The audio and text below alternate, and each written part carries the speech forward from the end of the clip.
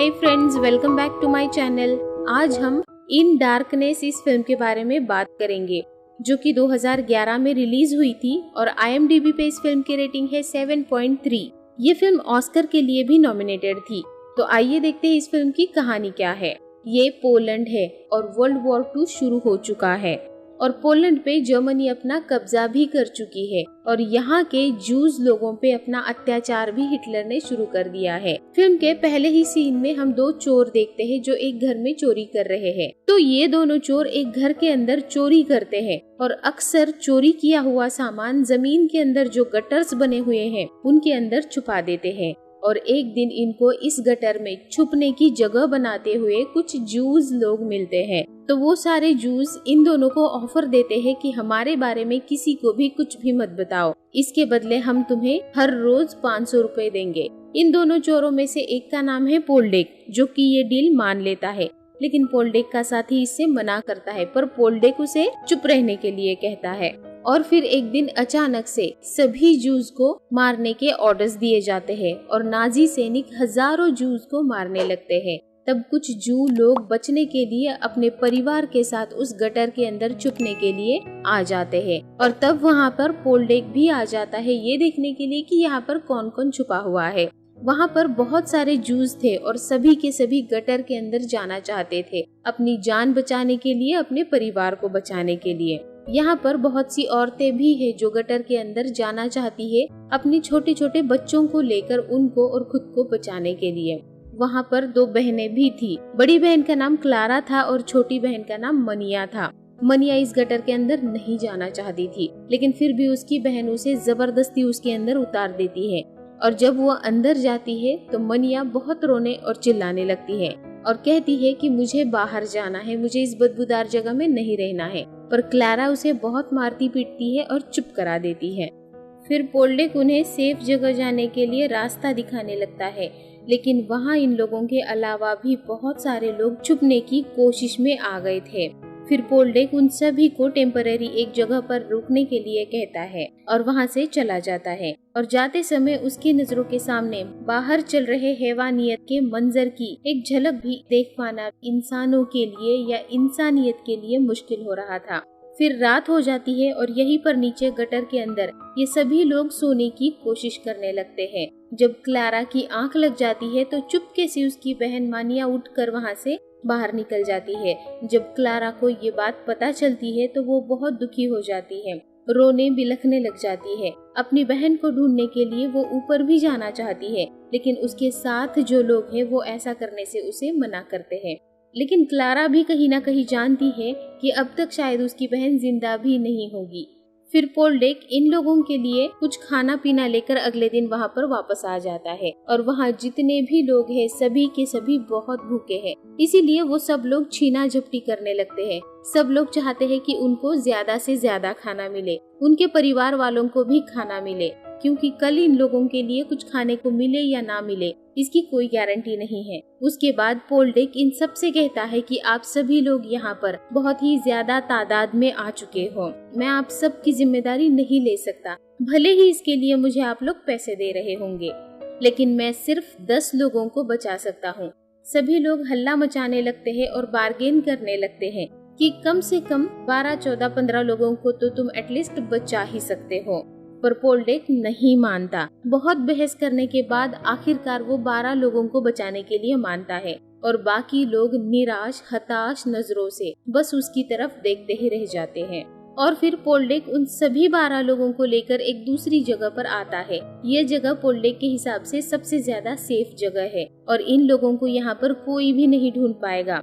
पर यहाँ इस गटर में इतनी गंदी जगह में जहाँ बहुत ज्यादा बदबू और चूहे हैं, वहाँ इन सभी लोगों को रहना होगा और उन 12 लोगों में 2 बच्चे भी शामिल हैं। ये सभी लोग प्रार्थना कर रहे हैं कि ये दौर भी जल्दी से जल्दी खत्म हो जाए और ये लोग खुली हवा में फिर से सांस ले पाए। जब पोल्डेक अपने घर पर वापस चला आता है तो वहाँ पर ऑलरेडी एक नाजी ऑफिसर उसका इंतजार कर रहा था और वो पोल्डेक से पूछता है कि हमें शक है कि कुछ जूस गटर के अंदर जमीन के नीचे छुपे हुए हैं। नाजी गवर्नमेंट हर एक जू के लिए 500 रुपए का इनाम दे रही है, तो चलो हम गटर के अंदर कुछ जूस को ढूंढ निकालते हैं। पोल्डेक उस ऑफिसर को मना नहीं कर पाया, क्योंकि अगर वो मना करता तो पोल्डेक के ऊपर उसे शक हो जाता। इसीलिए पोल्डेक भी उसके साथ जूस को ढूंढने के लिए गटर के अंदर निकल पड़ता है। फिर ये लोग जूस को ढूंढते ढूंढते वहाँ पर भी पहुँच जाते हैं जहाँ पोल्डेक ने इन 12 लोगों को छुपाया था। पर वहाँ एक चूहा उस ऑफिसर के पैर के ऊपर चढ़ जाता है, तो वो ऑफिसर डर जाता है। इसी बात का फायदा उठाकर पोल्डेक कहता है कि तुम यहीं पर रुको और इस जगह को मैं चेक करता हूँ। और पोल्डेक खुद उस जगह को चेक करने लगता है। सभी लोग अच्छे से छुपे हुए थे और पोल्डेक भी उन्हें ढूंढने का और चेक करने का नाटक करके उस ऑफिसर को लेकर वहाँ से वापस चला जाता है। फिर कुछ दिनों बाद पोल्डेक को वही ऑफिसर बताता है कि नीचे गटर के अंदर कुछ जूस मिले हैं और उन सब को खत्म कर दिया गया है।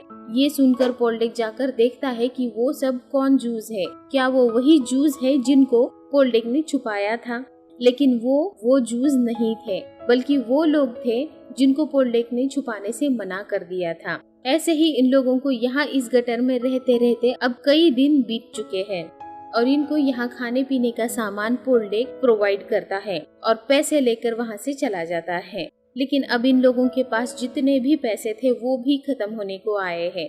पर इनमें से एक आदमी जिसका नाम मिस्टर शीवर है, वो कहता है कि जब जर्मन्स ने अटैक किया था तब मैंने कुछ ज्वेलरी छुपा कर रखी थी, तो तुम वो ले सकते हो। और पोल्डेक जाकर वो ज्वेलरी निकाल लेता है। वो डायमंड ज्वेलरी है और बहुत ही ज्यादा नायाब है। पोल्डेक उसे पाकर बहुत ज्यादा खुश है, लेकिन पोल्डेक की वाइफ कुछ खास खुश नहीं है इस ज्वेलरी से। और अगले दिन पोल्डेक वो ज्वेलरी लेकर मिस्टर शीवर के पास आ जाता है और उनको वापस करता है वो ज्वेलरी और कहता है कि मैं आपसे फिर कभी नहीं मिलने आऊंगा। आप लोगों की मदद करके मैं अपनी फैमिली को रिस्क में डाल रहा हूँ। उन 12 लोगों में एक मुंडेक नाम का आदमी था और वो पोल्डेक को मारने की कोशिश करता है, क्योंकि उसे लगता है कि अब पोल्डेक यहाँ से जाएगा और जर्मन्स के पास जाकर उनकी खबर दे देगा। पर बाकी लोग उसे रोकते हैं, क्योंकि पोल्डेक को अगर ऐसा करना ही होता तो वो पहले ही कर चुका होता और ये ज्वेलरी भी लेकर भाग जाता। वो यहाँ पर वापस ज्वेलरी देने के लिए कभी नहीं आता। फिर मुंडेक उसे छोड़ देता है और फिर इस घटना के बाद पोल्डेक वहाँ से चुपचाप चला जाता है। उसके बाद कई दिन गुजर जाते हैं और पोल्डेक वहाँ उनके लिए ना कोई खाना लेकर आता है ना पानी लेकर आता है और इनके पास जितना भी खाना था वो सब भी अब खत्म होने को आया है। अब कई दिन बीत चुके हैं। वो सभी लोग भूखे हैं, प्यासे हैं, उनकी हालत खराब हो रही है, उनके अंदर एनर्जी बिल्कुल भी नहीं बची है। फिर मुंडेक नाम का वही आदमी बाहर कुछ खाना ढूंढने के लिए जाता है और उसे वहाँ पर एक जर्मन सैनिक देख लेता है। वो सैनिक उसे शूट करने ही वाला था कि वहाँ पे पोल्डेक पहुँच जाता है और उस जर्मन सैनिक को मारकर मुंडेक को बचा लेता है और फिर वो दोनों भी अपने अपने रास्ते निकल जाते हैं। और फिर पोल्डेक फिर से उस गटर में आकर देखता है इन लोगों को। जब वो उनकी तरफ जा रहा होता है तो उसी बीच रास्ते में वो दोनों बच्चे मिलते हैं जो बताते हैं कि वो गुम गए हैं, उन्हें नहीं पता कि उनके मॉम डैड कहाँ पर है। तब पोल्डेक उन दोनों बच्चों को लेकर उनकी मॉम के पास लेकर आता है और उन्हें बताता है कि अगर आप लोग चाहो तो मैं पहले की तरह आपकी मदद करना शुरू कर सकता हूँ। क्या आपके पास अभी भी वो ज्वेलरी है? तब मिस्टर शीगर वो ज्वेलरी पोल्डेक को दे देते हैं और पोल्डेक वहाँ से बाहर निकल जाता है। और फिर पोल्डेक को पता चल जाता है कि उसने और मुंडेक ने जिस जर्मन को मार दिया था उसके बदले के रूप में जर्मन्स ने कई सारे पोलैंड के आम नागरिकों को मारकर चौराहे पर लटका दिया था, ताकि फिर कभी कोई किसी भी जर्मन सैनिक को मारने की हिम्मत ना कर सके। ये देखकर पोल्डेक को बहुत ज्यादा बुरा लगता है। फिर एक दिन गटर में एक आदमी आ पहुंचता है जहां पर ये जू लोग छुपे हुए थे। वो वहां से भागकर सीधे जर्मन के पास जाता है और उसे भागकर जाते हुए पोल्डेक देख लेता है, तो वो तुरंत वहां पहुंच जाता है और उन सभी जूस को एक दूसरी जगह पर ले जाकर छुपाता है, जहां एक बहुत ही पतले से पाइप से गुजरना पड़ता है। और उन 12 लोगों में से छाजा नाम की एक लेडी वहां फंस जाती है। बड़ी मुश्किल से वो वहाँ से निकल पाती है और बाद में वो सबको बताती है कि वो प्रेग्नेंट है, इसीलिए वो पाइप में फंस गई थी। फिर मुंडेक क्लारा की बहन को, जो यहाँ से निकल गई थी, भाग गई थी, वो जिंदा है या नहीं इसके बारे में पता लगाना चाहता है। इसीलिए वो वहाँ के कंसंट्रेशन कैंप में जाना चाहता है उसके बारे में पता लगाने के लिए, और इसका भी इंतजाम पोल्डेक कर देता है। और अगले ही दिन मुंडेक कंसंट्रेशन कैंप में पहुंच जाता है। और फिर इसी दौरान छाजा एक बेबी बॉय को जन्म देती है उसी गटर के अंदर। पोल्डेक और उसकी वाइफ इस बेबी बॉय को गोद लेने के लिए भी तैयार हो जाते हैं, पर इससे पहले कि वो लोग इस बच्चे को लेकर जाए यहाँ से, इस गटर के गंदे हालातों की वजह से उस बच्चे की मौत हो जाती है। फिर मुंडेक भी क्लारा की बहन मनिया के बारे में कैंप में पता लगाने में कामयाब हो जाता है। मनिया जिंदा तो है और कैंप में है और एक मजदूर के तौर पर वहाँ पे काम करती है। मुंडेक उसे वहाँ से निकालने की बात भी करता है, पर मनिया इस बदबूदार जगह पर कभी वापस नहीं आना चाहती है। इस गटर से बेहतर तो उसे वो कंसंट्रेशन कैंप लगता है। उसके बाद एक दिन पोल्डेक इन सभी लोगों को मिलने के लिए और उन्हें खाना देने के लिए वहाँ पर आता है। तब वो देखता है कि वहाँ पर जो 2 बच्चे थे उनमें से एक बच्चा बीमार है, न बात कर रहा है और न ही कुछ खा पी रहा है। दरअसल वहाँ अब सभी लोग बीमार की तरह ही हो चुके हैं। उन लोगों ने पिछले कई महीनों से ना तो सनलाइट देखी है और ना ही खुली हवा में सांस ली है। ये सब लोग काफी लंबी अरसे से यहाँ पर कैद है।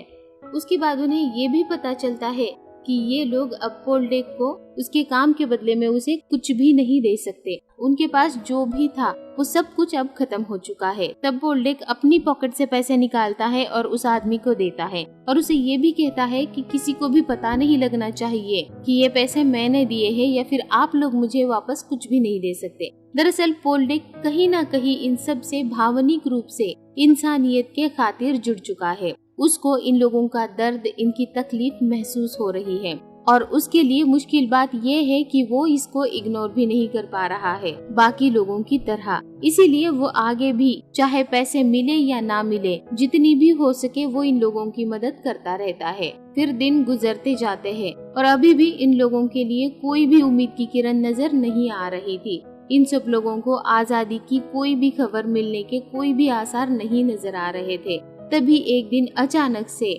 बहुत तेज बारिश होने लग जाती है और पूरे शहर में गिरने वाली बारिश का पानी इन गटरों में जमा होने लग जाता है। और ऐसे में पोल्डेक का दिल नहीं मान रहा था कि उसे हाथ पे हाथ रख के बैठना चाहिए। इसीलिए वो उन लोगों को देखने के लिए निकल पड़ता है। लेकिन वहाँ पर जर्मन सैनिक कुछ बारूद प्लांट कर रहे थे गटर के एकदम मुंह के ऊपर, ताकि जब दुश्मन मतलब रशियंस जर्मन्स पे अटैक करे यहाँ आकर तो उनको उनके टैंक को बड़ी ही आसानी से उड़ा दिया जा सके। पर वहाँ पोल्डेक आकर उन्हें बताता है कि यहाँ कोई भी बारूद प्लांट मत करो, क्योंकि यहाँ पर गैस पाइपलाइंस बिछी हुई है। अगर बारूद फट गया तो हम सब लोग भी मारे जाएंगे। तब जर्मन ऑफिसर कहता है कि अगर नीचे गैस पाइपलाइन नहीं हुई तो तुम्हें तुरंत शूट कर दिया जाएगा और उसके साथ एक जर्मन सैनिक को भेज दिया जाता है। वो दोनों नीचे जाते हैं तब वहाँ पर एक पाइपलाइन दिखाकर पोल्डेक कहता है कि यही है गैस पाइपलाइन और उसके बाद कहता है कि मेरा कुछ सामान यहाँ पर नीचे छूट गया है, मुझे वो लेना होगा, नहीं तो वो बह जाएगा, तब तक तुम ऊपर चले जाओ। तभी कुछ बर्तन वहाँ पर बहकर आते हुए उन दोनों को भी दिखते हैं। तब जर्मन सैनिक को शक हो जाता है और वो अपनी गन निकाल लेता है और पूछने लगता है कि तुमने यहाँ पर जूस को छुपा रखा है, बताओ वो कितने लोग हैं और कहाँ पर है। तब पोल्डेक उसे चकमा देकर वहाँ से निकल जाता है और वो सैनिक वहीं पर उस गटर की भूल भुलैया में फंस जाता है। पर बारिश इतनी तेज है, गटर के अंदर इतना ज्यादा पानी भर रहा है कि यहाँ जो छुपे हुए जूस है उन लोगों को सांस लेने में भी अब दिक्कत हो रही है। पर ऊपर से पानी आना बंद नहीं हो रहा है। सबको लग रहा है कि ये उनका शायद आखिरी दिन, आखिरी पल है। इसीलिए सभी लोग ईश्वर से आखिरी प्रार्थना करना शुरू कर देते हैं। और एक पल ऐसा भी आता है कि पानी का बहाव पोल्डेक को भी बहा कर ले जाता है और इतना ही नहीं, रोड के ऊपर गटर के ढक्कन से भी पानी बाहर निकल आने लगता है। कुछ समय बाद जब बारिश रुक जाती है तो पोल्डेक को होश आता है और वो खुद को काफी बुरी हालत में पाता है और उसके साथ जो जर्मन सैनिक था वो अब पानी में डूब चुका था और डूब के मर चुका था। उसके बाद पोल्डेक जाकर उन जूस को देखता है तो ये किसी चमत्कार से कम नहीं था कि वो सभी लोग अभी भी जिंदा थे। और फिर उन्हें जल्दी ही खबर मिलती है कि वहाँ पर रशियन फौज आ चुकी है और जर्मन्स वहाँ से अब चले गए हैं और फाइनली एक जानलेवा लंबे इंतजार के बाद ये लोग अब आजाद हैं और इस गटर से, इस गंदी नाली से अब बाहर आ सकते हैं। और आखिरकार 14 महीने वहाँ पर रहने के बाद ये सभी के सभी लोग बाहर निकल आने में कामयाब हो जाते हैं। इनमें से कोई भी रोशनी से आंखें तक नहीं मिला पा रहा था। और जो 2 बच्चे थे उनकी मॉम से वो कहते हैं कि मम्मी हमें यहाँ डर लग रहा है, वापस हमें अंदर जाना चाहिए। पर अब इनकी तकलीफों का अंत हो चुका था, अब और इन्हें अंधेरे की जरूरत नहीं थी। और फिर पोल्डेक की वाइफ सबके लिए खाना और पानी लेकर आती है और सभी लोग बहुत खुश हैं। पोल्डेक भी बहुत ज्यादा खुश है और उसकी वाइफ भी। उसके बाद 12 मई 1945 को अपनी बेटी को एक ट्रक के सामने आने से बचाते हुए पोल्डेक की मौत हो जाती है। लेकिन पोल्डेक और उसकी वाइफ को इजराइल की गवर्नमेंट ने सम्मानित भी किया था। उन्हें बहादुरी का अवार्ड भी दिया गया था उनके बहादुरी भरे और अमूल्य काम के लिए। 14 महीनों तक रहने वाले जो 2 बच्चे थे उनमें से जो एक लड़की थी क्रिस्टीना शीगर, बड़े होने के बाद उस लड़की ने अपनी सारी मेमोरीज को लिखा और उसको 2008 में पब्लिश भी कर दिया था। उसकी बुक का नाम है the girl in the green sweater और उसी बुक के आधार पर ये पूरी की पूरी फिल्म और इसकी कहानी बनाई गई है। ये पूरी सच्ची घटना है उस लड़की की जिंदगी की, उस लड़की के बचपन की। तो आपको ये फिल्म कैसी लगी मुझे कमेंट करके जरूर बताइए। वीडियो को लाइक करिए, चैनल को सब्सक्राइब करिए और अपने दोस्तों के साथ शेयर भी करिए। And finally thanks for watching, bye bye.